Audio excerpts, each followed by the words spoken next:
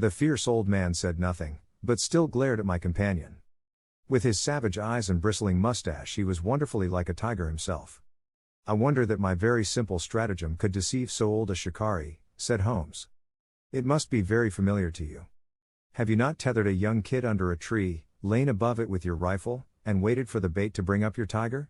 This empty house is my tree, and you are my tiger.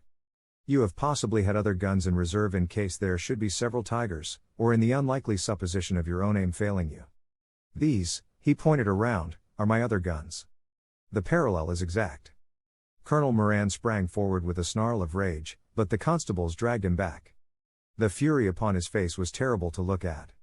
I confess that you had one small surprise for me, said Holmes. I did not anticipate that you would yourself make use of this empty house and this convenient front window.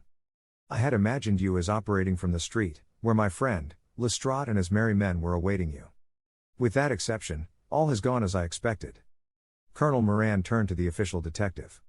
You may or may not have just cause for arresting me, said he, but at least there can be no reason why I should submit to the jibes of this person. If I am in the hands of the law, let things be done in a legal way. Well, that's reasonable enough, said Lestrade. Nothing further you have to say, Mr. Holmes, before we go? Holmes had picked up the powerful airgun from the floor, and was examining its mechanism. An admirable and unique weapon, said he, noiseless and of tremendous power. I knew von Herder, the blind German mechanic, who constructed it to the order of the late Professor Moriarty. For years I have been aware of its existence, though I have never before had the opportunity of handling it. I commend it very specially to your attention, Lestrade, and also the bullets which fit it. You can trust us to look after that, Mr. Holmes, said Lestrade, as the whole party moved towards the door. Anything further to say? Only to ask what charge you intend to prefer? What charge, sir? Why, of course, the attempted murder of Mr. Sherlock Holmes. Not so, Lestrade. I do not propose to appear in the matter at all. To you, and to you only, belongs the credit of the remarkable arrest which you have effected. Yes, Lestrade, I congratulate you. With your usual happy mixture of cunning and audacity, you have got him. Got him. Got whom, Mr. Holmes? The man that the whole force has been seeking in vain, Colonel Sebastian Moran, who shot the Honorable Ronald Adair with an expanding bullet from an airgun through the open window of the second floor front of number 427, Park Lane, upon the 30th of last month. That's the charge, Lestrade. And now, Watson, if you can endure the draft from a broken window, I think that half an hour in my study over a cigar may afford you some profitable amusement. Our old chambers had been left unchanged through the supervision of Mycroft Holmes and the immediate care of Mrs. Hudson.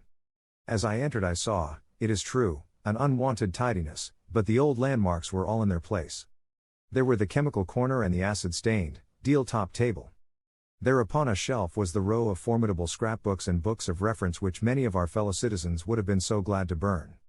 The diagrams, the violin case, and the pipe rack, even the Persian slipper which contained the tobacco, all met my eyes as I glanced round me. There were two occupants of the room, one, Mrs. Hudson, who beamed upon us both as we entered, the other, the strange dummy which had played so important a part in the evening's adventures. It was a wax-colored model of my friend, so admirably done that it was a perfect facsimile. It stood on a small pedestal table with an old dressing gown of Holmes's so draped round it that the illusion from the street was absolutely perfect. I hope you observed all precautions, Mrs. Hudson? Said Holmes.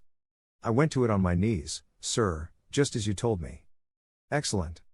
You carried the thing out very well. Did you observe where the bullet went? Yes, sir. I'm afraid it has spoilt your beautiful bust, for it passed right through the head and flattened itself on the wall. I picked it up from the carpet. Here it is. Holmes held it out to me. A soft revolver bullet, as you perceive, Watson. There's genius in that, for who would expect to find such a thing fired from an air gun? All right, Mrs. Hudson. I am much obliged for your assistance. And now, Watson, let me see you in your old seat once more, for there are several points which I should like to discuss with you. He had thrown off the seedy frock coat, and now he was the Holmes of old in the mouse-colored dressing gown which he took from his effigy.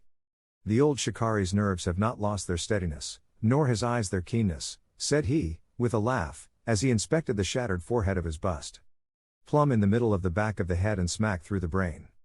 He was the best shot in India, and I expect that there are few better in London. Have you heard the name? No, I have not. Well, well, such is fame. But, then, if I remember right, you had not heard the name of Professor James Moriarty, who had one of the great brains of the century. Just give me down my index of biographies from the shelf. He turned over the pages lazily, leaning back in his chair and blowing great clouds from his cigar. My collection of M's is a fine one, said he. Moriarty himself is enough to make any letter illustrious, and here is Morgan the poisoner, and Meridew of abominable memory, and Matthews, who knocked out my left canine in the waiting room at Charing Cross, and, finally, here is our friend of tonight. He handed over the book, and I read. Moran, Sebastian, Colonel. Unemployed. Formerly 1st Bangalore Pioneers. Born London, 1840. Son of Sir Augustus Moran, C.B., once British Minister to Persia. Educated Eton and Oxford. Served in Jawaki Campaign, Afghan Campaign, Shirajab, Dispatches, Sherpur, and Kabul.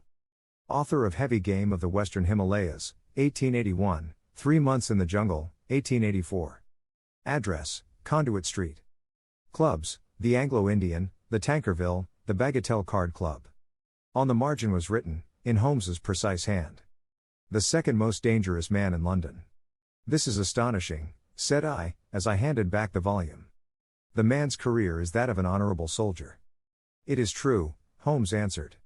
Up to a certain point he did well. He was always a man of iron nerve, and the story is still told in India how he crawled down a drain after a wounded man-eating tiger. There are some trees, Watson, which grow to a certain height, and then suddenly develop some unsightly eccentricity. You will see it often in humans. I have a theory that the individual represents in his development the whole procession of his ancestors, and that such a sudden turn to good or evil stands for some strong influence which came into the line of his pedigree. The person becomes, as it were, the epitome of the history of his own family. It is surely rather fanciful. Well, I don't insist upon it. Whatever the cause, Colonel Moran began to go wrong. Without any open scandal, he still made India too hot to hold him. He retired, came to London, and again acquired an evil name. It was at this time that he was sought out by Professor Moriarty, to whom for a time he was chief of the staff. Moriarty supplied him liberally with money, and used him only in 1 or 2 very high-class jobs, which no ordinary criminal could have undertaken. You may have some recollection of the death of Mrs. Stewart, of Lauder, in 1887. Not? Well, I am sure Moran was at the bottom of it, but nothing could be proved.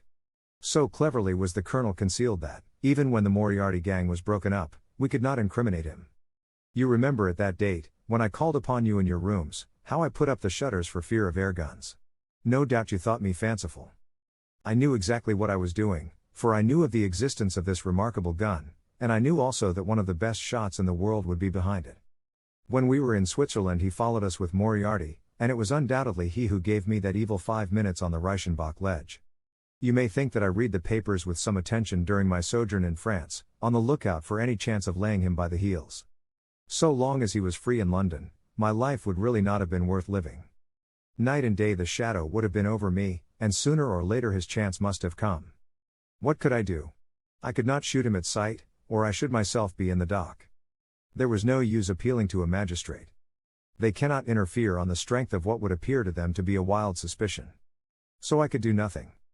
But I watched the criminal news, knowing that sooner or later I should get him. Then came the death of this Ronald Adair. My chance had come at last. Knowing what I did, was it not certain that Colonel Moran had done it? He had played cards with the lad, he had followed him home from the club, he had shot him through the open window. There was not a doubt of it. The bullets alone are enough to put his head in a noose. I came over at once. I was seen by the sentinel, who would, I knew, direct the colonel's attention to my presence. He could not fail to connect my sudden return with his crime, and to be terribly alarmed. I was sure that he would make an attempt to get me out of the way at once, and would bring round his murderous weapon for that purpose. I left him an excellent mark in the window, and, having warned the police that they might be needed, by the way, Watson, you spotted their presence in that doorway with unerring accuracy, I took up what seemed to me to be a judicious post for observation, never dreaming that he would choose the same spot for his attack. Now, my dear Watson, does anything remain for me to explain? Yes, said I. You have not made it clear what was Colonel Moran's motive in murdering the Honorable Ronald Adair? Ah! My dear Watson, there we come into those realms of conjecture, where the most logical mind may be at fault. Each may form his own hypothesis upon the present evidence, and yours is as likely to be correct as mine. You have formed one, then? I think that it is not difficult to explain the facts. It came out in evidence that Colonel Moran and young Adair had, between them, won a considerable amount of money. Now, Moran undoubtedly played foul, of that I have long been aware. I believe that on the day of the murder Adair had discovered that Moran was cheating. Very likely he had spoken to him privately, and had threatened to expose him unless he voluntarily resigned his membership of the club, and promised not to play cards again. It is unlikely that a youngster like Adair would at once make a hideous scandal by exposing a well-known man so much older than himself. Probably he acted as I suggest. The exclusion from his clubs would mean ruin to Moran, who lived by his ill-gotten card gains. He therefore murdered Adair, who at the time was endeavoring to work out how much money he should himself return, since he could not profit by his partner's foul play. He locked the door lest the ladies should surprise him and insist upon knowing what he was doing with these names and coins. Will it pass? I have no doubt that you have hit upon the truth. It will be verified or disproved at the trial. Meanwhile, come what may, Colonel Moran will trouble us no more. The famous air gun of von Herder will embellish the Scotland Yard Museum, and once again Mr. Sherlock Holmes is free to devote his life to examining those interesting little problems which the complex life of London so plentifully presents.